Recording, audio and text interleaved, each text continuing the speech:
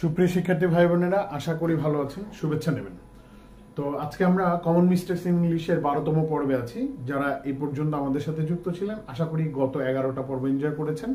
যারা নতুন যুক্ত হয়েছেন তাদেরকে বলবো 11টা পর্ব দেখে আসবেন, খুব কাজে লাগবে। কারণ হলো গিয়ে এখানে বিভিন্ন চাকরির পরীক্ষাটাকে টার্গেট রাখা হয় এবং যারা ইংরেজিতে দুর্বল তাদের কথাটাও টার্গেটে রাখা হয়, মাথায় রাখা হয়। ঠিক আছে? তো কমন মিস্টেকস ইন ইংলিশে আমরা আজকে পোয়েট্রি এবং পয়েম নিয়ে কথা বলবো। অনেকেই পোয়েট্রি এবং পয়েম ব্যবহার করাটা বোঝে না। আপনি যদি লেখেন আই হ্যাভ রিড এ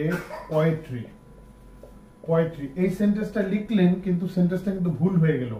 কারণ হলো পোয়েট্রি হচ্ছে একটা সামগ্রিক কাব্য গ্রন্থ, একটা বড় ব্যাপার, যেটা একটা মানুষের একার পক্ষে পড়াটা কষ্টের ব্যাপার। এই কারণে আপনাকে যেটা বলতে হবে সেটা হচ্ছে I have read a piece of poetry, মানে ছোট করতে হবে, সিম্পল করতে হবে, অথবা I have read a poem.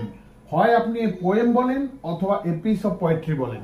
তার মানে হচ্ছে গিয়ে এটা আপনি ইংরেজির যে কোনো শব্দ চাইলেই যে কোনো ভাবে ভাঙতে পারবেন না। যেমন ফার্নিচার একটা জাইগেন্টিক ব্যাপার, এটা বড় ব্যাপার, আনকাউন্টেবল নাউন। যদি ফার্নিচারকে আপনি ভাঙতে চান এ পিস অফ ফার্নিচার বলতে হবে। অ্যাডভাইস আনকাউন্টেবল নাউন, অ্যাডভাইসকে যদি আপনি ভাঙতে চান এ পিস অফ অ্যাডভাইস হতে হবে। বুঝতে পেরেছেন?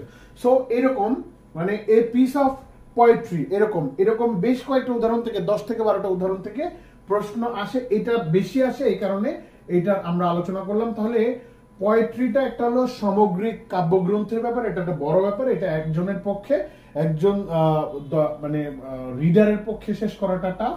এই কারণে হয় আপনি পোয়েম ইউজ করেন অথবা a piece of poetry use করেন। এই রিলেটেড আরো যত উদাহরণ আছে আমি কমেন্ট বক্সে দিয়ে রাখবো, আপনারা পড়ে নিন।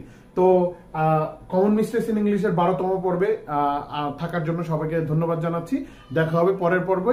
ততক্ষণ পর্যন্ত পড়াশোনা চালিয়ে যান। দেখা হবে, কথা হবে ইনশাল্লাহ। আসসালামু আলাইকুম।